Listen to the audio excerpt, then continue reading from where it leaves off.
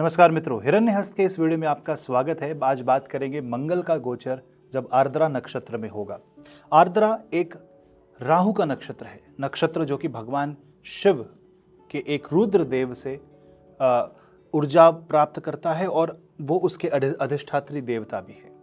एक ऐसा नक्षत्र जो पूर्णतया मिथुन राशि में उपस्थित है। इस नक्षत्र की खास बात यह है कि इसमें इंटेंसिटी भी है, पैशन भी है और ट्रांसफॉर्मेशन भी है, लीडरशिप क्वालिटी भी है, एनालिटिकल स्किल्स भी है। और इन सब को प्राप्त जब मंगल ग्रह करते हैं तो मंगल इन सब चीजों को एम्पलीफाई करते हैं। मंगल आर्द्र नक्षत्र में एक तरीके से अपनी पूर्ण शक्ति में आ जाते हैं। मंगल जो कि स्वयं में एक इंटेंसिटी और ट्रांसफॉर्मेशन के प्लैनेट है, जिनमें लीडरशिप स्किल है, जो कि विल पावर के स्वामी हैं, वो जब इस नक्षत्र में आते हैं तो हमारे जीवन में एक बहुत ज़्यादा पैशन लेकर के आते हैं। हम बहुत कुछ अचीव कर सकते हैं, हम बहुत आगे बढ़ सकते हैं। साथ ही साथ हमारे जीवन में एक ऐसी ऊर्जा का प्रवाह होता है जो ऊर्जा हमारे जीवन में नए आयाम खोल सकती है। जो कार्य पहले नहीं संभव था, अब वो ये संभव कर सकते हैं। न सिर्फ आपकी पर्सनल ग्रोथ होगी, बल्कि कोई भी मेजर चैलेंज अगर जीवन में आता है तो आप उस चैलेंज को जीत सकते हैं। आइए चर्चा करते हैं इसी मंगल के गोचर के बारे में और कैसा रहेगा आपकी राशि पे इसका प्रभाव, और छोटे छोटे अंत में उपाय जिससे कि आप इसे और प्रभावशाली बना सकते हैं। चैनल से जुड़े रहें, लाइक करें, चैनल को सब्सक्राइब अवश्य करें। और अगर आप मुझसे और अधिक जुड़ना चाहते हैं तो आप मुझसे इंस्टाग्राम के माध्यम से जुड़ सकते हैं। सारे लिंक डिस्क्रिप्शन बॉक्स में दिए हैं। अगर आपको कंसल्टेशन प्राप्त करनी है तो आप ईमेल आईडी में मेल कर सकते हैं या नीचे दिए गए व्हाट्सएप नंबर पे आप कॉल कर सकते हैं। और अगर आप एक ऐसी कुंडली पीडीएफ रिपोर्ट लेना चाहते हैं जो 300 पन्नों की रिपोर्ट है, जिसमें आपकी सारी कुंडली की षोडश वर्ग चार्ट से लेकर के महादशाओं का एनालिसिस, साथ ही साथ 10 साल का विवरण और एक बोनस न्यूमरोलॉजी सेक्शन, एक ऐसा कॉम्प्रिहेंसिव डेटा जो एक फर्स्ट इनिशिएटिव टुवर्ड्स एस्ट्रोलॉजी के लिए बहुत उत्तम है। और ये सिस्टम जनरेटेड है, इसमें सब कुछ पहले से विवरण किया हुआ है और आपके लिए ये बहुत आसान तरीका है अपने बारे में पहले कुछ जानने का, जिससे आपको अपने जीवन की जानकारी प्राप्त होगी। अगर आपको ये कुंडली पीडीएफ लेनी है तो आप नीचे दिए गए लिंक से आप क्लिक करके उसे परचेज कर सकते हैं। और आप न्यूमरोलॉजी सेक्शन यानी कि न्यूमरोलॉजी रीडिंग के बारे में ही जानना चाहते हैं और अधिक रीडिंग नहीं चाहते तो एक न्यूमरोलॉजी लिंक भी अवेलेबल है, वो एक छोटी रिपोर्ट आपको मिल जाएगी। आइए शुरू करते हैं, कैसा रहेगा मंगल का आर्द्र नक्षत्र में गोचर। मंगल क्रूर ग्रह हैं। मंगल मेष और वृश्चिक के स्वामी हैं। वो जब राहु के नक्षत्र में जाते हैं तो यहाँ पे एक दूसरे प्रकार की ऊर्जा है। यहाँ राहु को वो दैत्य न समझे, यहाँ राहु को एक ट्रांसफॉर्मेशन के एजेंट समझे, जो आपके इनिशिएटिव के द्वारा, out of the box thinking के द्वारा, साइंटिफिक सोच के द्वारा, एक मैथमेटिकल अप्रोच के द्वारा जीवन में बदलाव ला सकते हैं। मंगल आर्द्र नक्षत्र में एक इनोवेशन के समान है, एक इन्वेंशन के समान है, जो आपके जीवन में बदलाव ला सकते हैं। कभी हमारे जीवन में लाइट नहीं थी, पर फिर बल्ब का आविष्कार हुआ, फिर पंखे का आविष्कार हुआ, और आज आप नाना प्रकार के उपकरणों के माध्यम से मुझसे जुड़ पा रहे हैं। ये सब एक न एक तरीके से मंगल और राहु की ही देन है। इलेक्ट्रॉनिक्स एंड इलेक्ट्रिकल इक्विपमेंट्स, ये सब ऊर्जा से चलते हैं। तो जब मंगल आर्द्रा में जाते हैं तो आपकी इंटेंसिटी बढ़ जाती है, अग्रेशन बढ़ जाता है, आपके मन में जो पैशन की भावना है वो बढ़ जाती है, और आप अपने मन में जो ड्राइव है उसे आगे बढ़ा सकते हैं। अगर आपकी मेष राशि है तो यहाँ पे आपके लिए ये अति उत्तम समय होगा, क्योंकि मंगल आपके लग्नेश होकर आर्द्र में जाके तृतीय भाव में जाएंगे और साथ ही साथ आपके छठे भाव को इन्फ्लुएंस करेंगे। तो यहाँ पे एक चीज़ देखने वाली ये है कि शत्रु विजय होगी, लेकिन आप बस अपने एनर्जी को काबू में रखें, घबरा के कोई कदम न लें। भाइयों के साथ विवाद की स्थिति उत्पन्न हो सकती है, तो यहाँ पे संयम बहुत आवश्यक है। वृषभ राशि वाले जातकों के लिए मंगल का गोचर द्वितीय भाव में आर्द्र नक्षत्र में, यानी यहाँ पे आपको धन संबंधी चेंजेस आएंगे, फाइनेंशियल इनसिक्योरिटीज दूर होती हैं, खर्चे भले बढ़ जाएं लेकिन ये इन्वेस्टमेंट का रूप ले सकते हैं। हाँ, अगर आपको कोई बुरी लत है तो वहाँ पे आपके धन का व्यय हो सकता है, धन की हानि हो सकती है, घर का विनाश हो सकता है। तो ऐसे में पोलाइट होकर के चले, चेंज इज द की, ये मान के चले। मिथुन राशि के जातकों के लिए आपके लग्न पे मंगल का आर्द्र में आना स्वयं की पर्सनालिटी में निखार और बदलाव आने का संकेत देता है। आप बड़े बड़े कार्य कर सकते हैं, आप इम्पॉसिबल को पॉसिबल बना सकते हैं। बस आपको संयम और धैर्य से कार्यरत रहना है, करते जाना है। शनिदेव और बृहस्पति देव आपकी सहायता अवश्य करेंगे, परंतु यहाँ पे बचाव कार्य भी जरूरी है। प्लान बी और प्लान सी यानी बैकअप प्लान भी आवश्यक है। चोट लग सकती है सिर में, उसका ध्यान रखें। माथे को गर्म न करें, गुस्सा अवॉइड करें। कर्क राशि वाले जातकों के लिए मंगल का गोचर द्वादश भाव में होगा। द्वादश भाव में मंगल देश विदेश की यात्रा करा सकते हैं। विदेश से आने वाला पैसा आपको उन्नति दे सकता है। Export and import of goods and services यहाँ फायदा हो सकता है, परंतु अनावश्यक झगड़ा, अनावश्यक क्रोध जेल भी पहुंचा सकता है। तो बहुत बैलेंस बना के चलना आवश्यक है। इमोशंस को काबू में रख करके ही चले। आपकी अष्टम ढैया चल रही है, यानी मंगल से शनि 12वें और अष्टम भाव में है। स्वास्थ्य का ध्यान रखें। एक्सीडेंट के छोटे मोटे योग बनते हैं, ऐसे में आप हनुमान जी की उपासना करें। सिंह राशि वाले जातकों के लिए मंगल का गोचर एकादश भाव में होगा। 11th हाउस का मतलब हो गया गेन।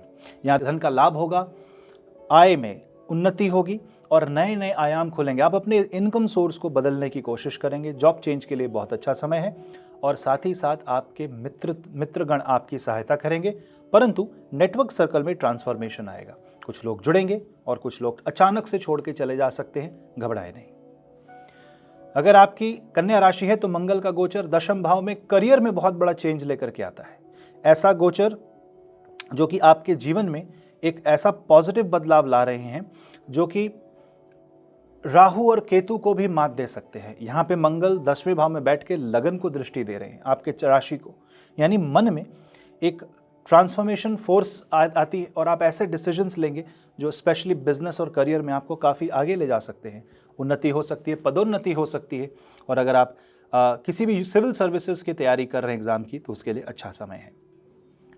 तुला राशि वाले जातकों के लिए मंगल का गोचर नवम भाव में होगा।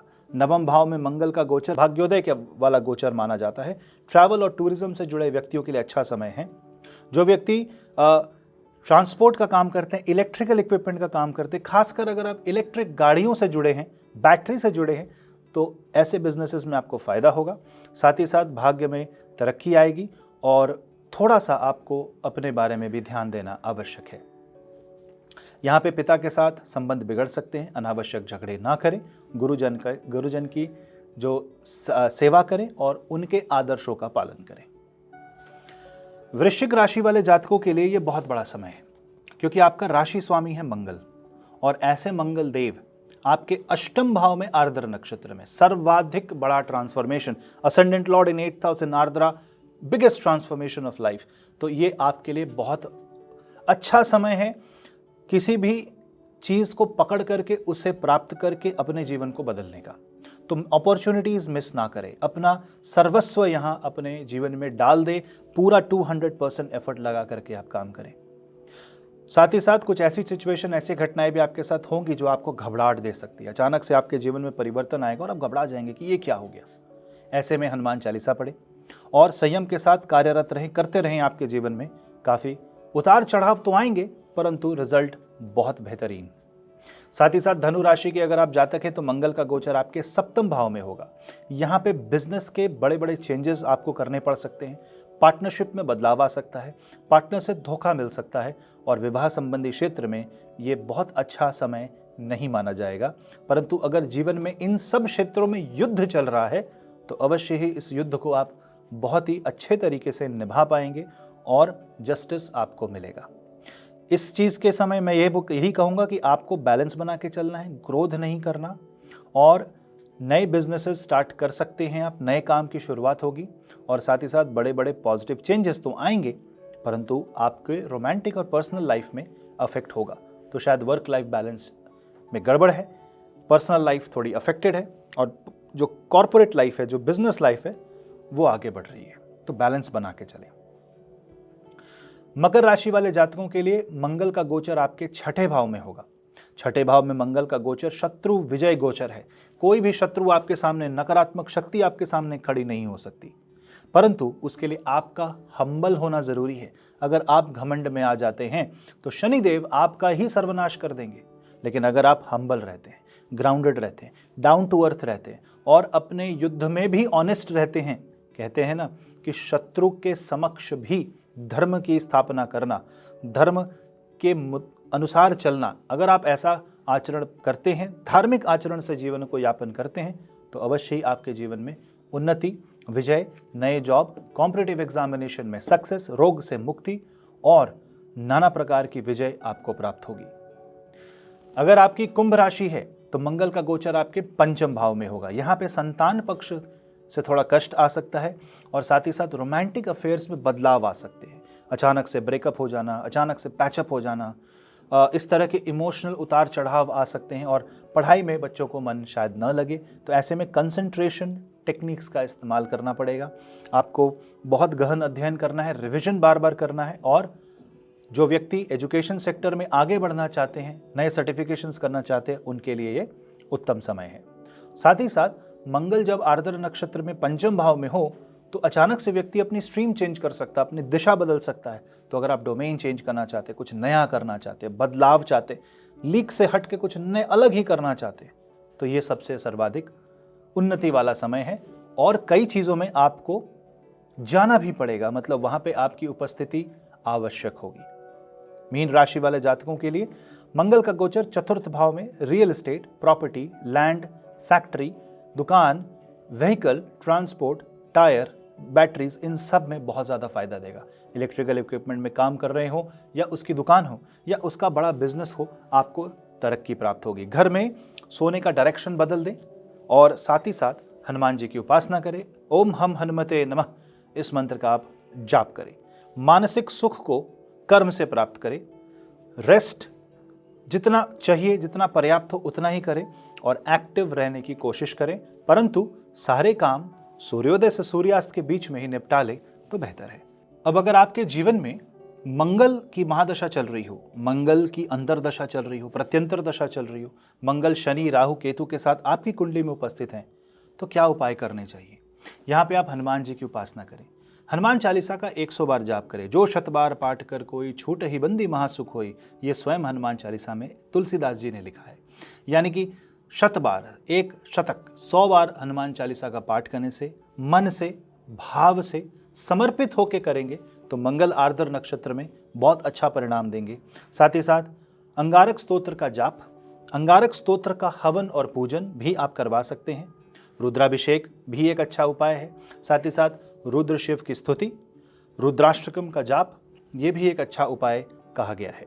साथ ही साथ मंगलवार को हनुमान जी के मंदिर जाना, लाल चीज़ों का दान करना और प्रॉपर कंसल्टेशन के माध्यम से किसी भी ज्योतिषी, निपुण ज्योतिषी के द्वारा इस चीज़ को स्टडी करके जो उपाय दिए जाएं वो आपके लिए अति उत्तम रहेंगे। तो मंगलदेव हम सबके जीवन में इसी तरीके से भला करे, हमारे जीवन में पॉजिटिव ट्रांसफॉर्मेशन लाएं।